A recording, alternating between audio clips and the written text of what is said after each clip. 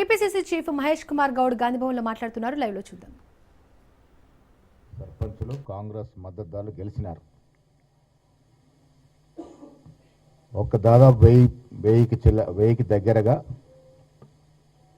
BRS party, 200లకు దగ్గరగా BJP, దాదాపు 40-50 CPI CPM లావులు, ఒక 260 చోట్ల ఇండిపెండెంట్లు, సిపిఎం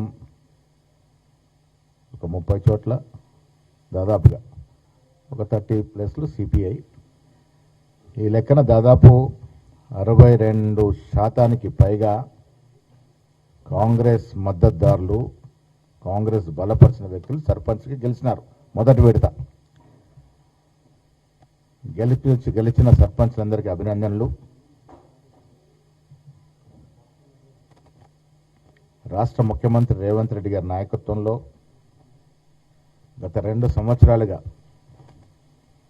జరుగుతున్న అభివృద్ధి, సామాన్యుడికి అందుతున్నటువంటి సంక్షేమం పట్ల ప్రజలు సంతోషంగా ఉన్నారని చెప్పడానికి ఎన్నిక ఒక ఉదాహరణ. ఇది కాంగ్రెస్ కార్యకర్తల విజయం. రేవంత్ రెడ్డి గారి ముఖ్యమంత్రి గారి నాయకత్వంలో మా మంత్రులు, శాసనమండలి సభ్యులు, శాసనసభ్యులు, పార్లమెంట్ సభ్యులు, కార్పొరేషన్ చైర్మన్స్, సీనియర్ కాంగ్రెస్ నాయకులందరూ కృషి వల్ల ఇవాళ ఇంత పెద్ద ఎత్తున ప్రజలు కాంగ్రెస్ మద్దతుదారులకు పట్టం కట్టినారు.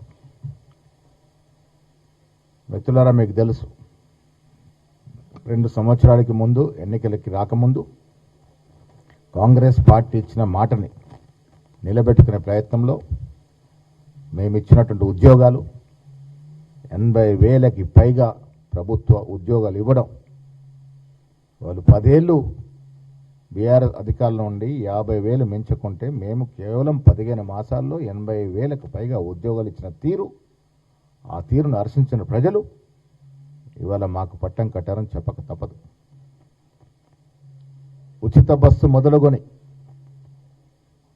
ఇవాళ పేద ప్రజలకి అందుతున్నటువంటి ఫైన్ క్వాలిటీ సన్నబియ్యం, ఇందిరం ఇల్లు,